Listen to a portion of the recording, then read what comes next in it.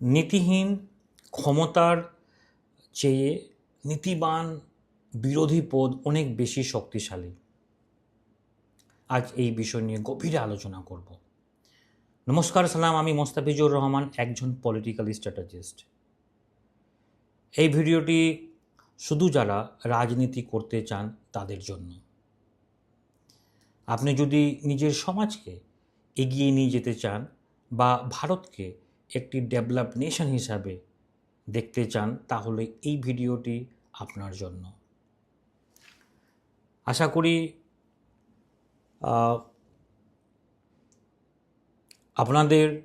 আমাদের গত সমস্ত সেশন দেখতে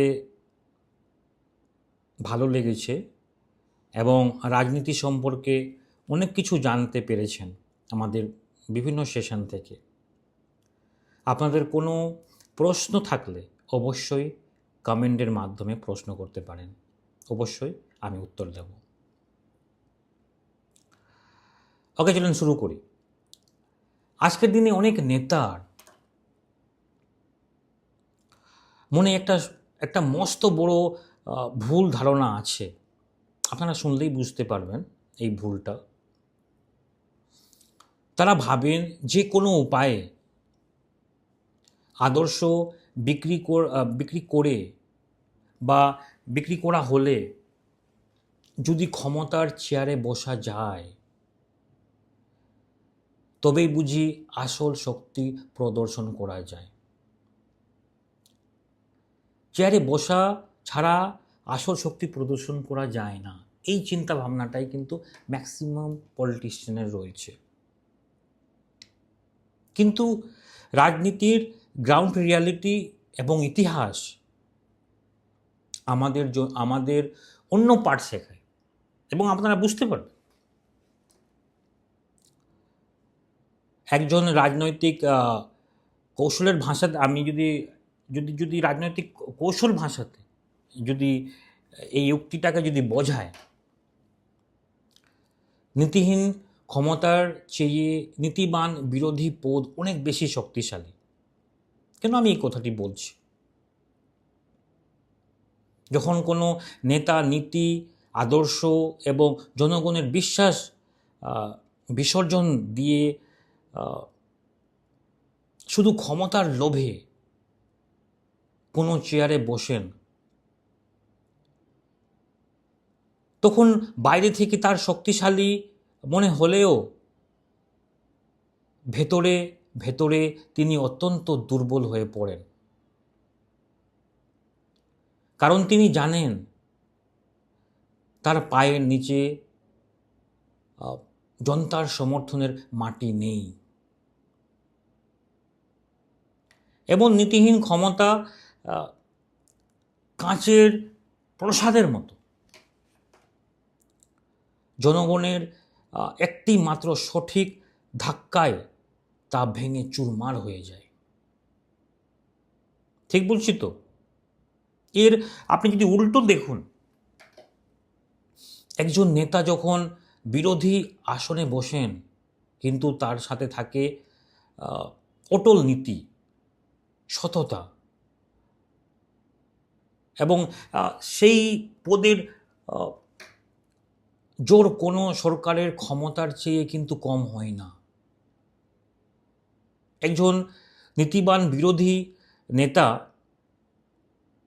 একাই একটা আস্ত দুর্নীতিগ্রস্ত সরকারকে কাঁপিয়ে দেওয়ার ক্ষমতা রাখে তো। কারণ তার শক্তির উৎস কোনো প্রশাসনিক ফাইল নয়, তার শক্তির উৎস হলো জনগণের নিঃস্বার্থ সমর্থন। এটা কিন্তু বুঝবেন। আপনি যদি বলেন যে না, এটা কথা শুনতে ভালো লাগে, এটা বাস্তবেও হয় না, তার জন্য আমি দুটো ঐতিহাসিক উদাহরণের মাধ্যমে আপনাকে বোঝানোর চেষ্টা করছি। ওকে, এটা ভারতের উদাহরণ নেন আপনি। আমাদের ভারতের রাজনীতির ইতিহাস থেকে আমি যদি এর চেয়ে স্পষ্ট উদাহরণ আর হতে পারে না। এখান থেকে আপনি স্পষ্টভাবে বুঝতে পারবেন 1980 দশকে বা 1980 দশকের মাঝামাঝি সময়ে রাজীব গান্ধীর নেতৃত্বাধীন কংগ্রেস সরকার বা সংসদে প্রায় 400-এরও বেশি আসন নিয়ে একছত্র ক্ষমতায় বসেছিল। সংখ্যার বিচারে সেই সরকারের ক্ষমতা ছিল অপরিসীম।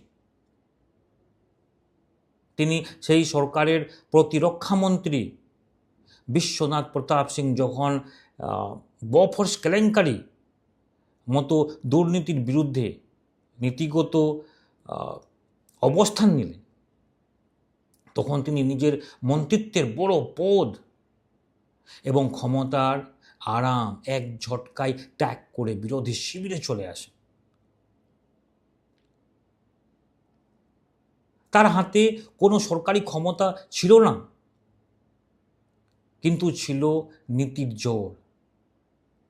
সেই নীতিবান বিরোধী অবস্থান একটাই শক্তিশালী হয়ে উঠেছিল যে মাত্র কয়েক মাসের মধ্যে 400 আসনের সেই শক্তিশালী সরকারকে পতন ঘটিয়ে তিনি ভারতের রাজনীতিতে এক ঐতিহাসিক পরিবর্তন এনেছিলেন। আমি দ্বিতীয় উদাহরণ দিতে চাই। এবার আন্তর্জাতিক রাজনীতির একটি উদাহরণ, মানে এই উদাহরণের মাধ্যমে আপনি স্পষ্ট ভালো করে বুঝতে পারবেন।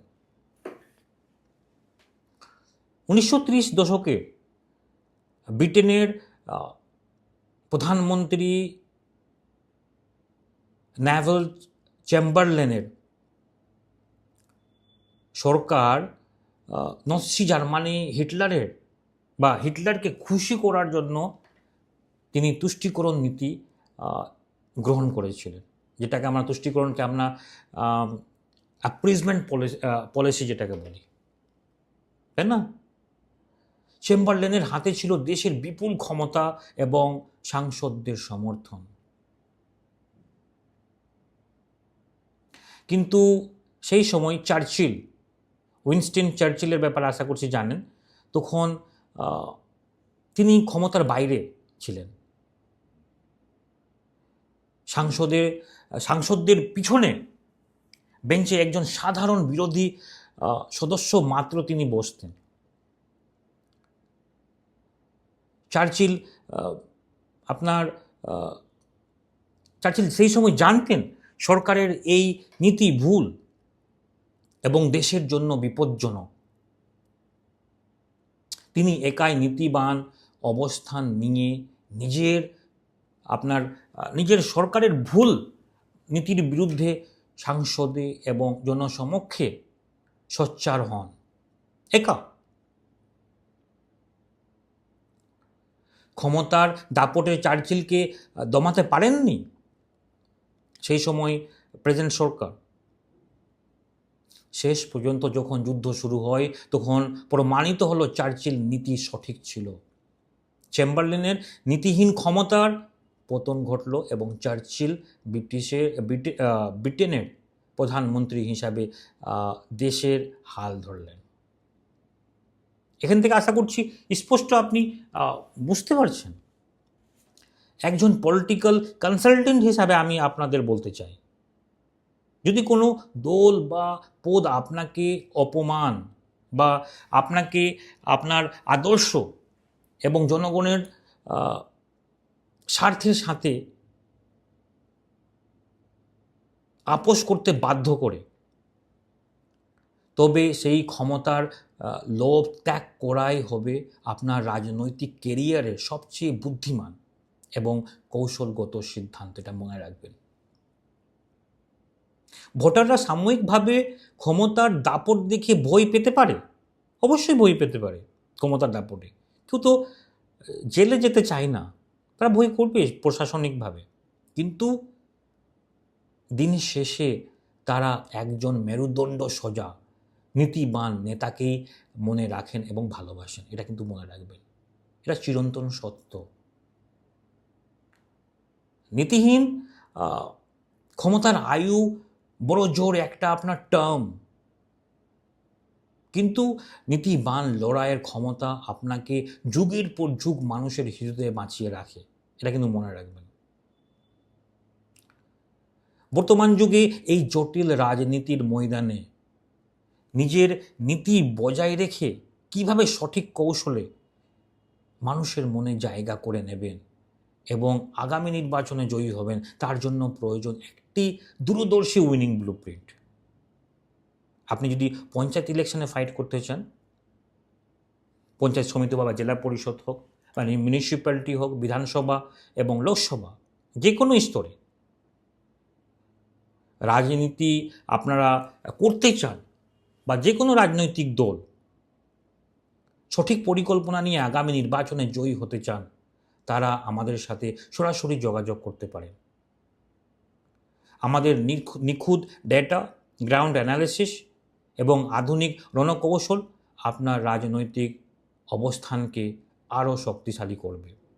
যোগাযোগের জন্য কল করুন, নিচে যে ফোন নাম্বার দেখতে পাচ্ছেন এই নাম্বারে আপনি কল করতে পারেন এবং 1-to-1 আমরা কনভারসেশন করতে পারি।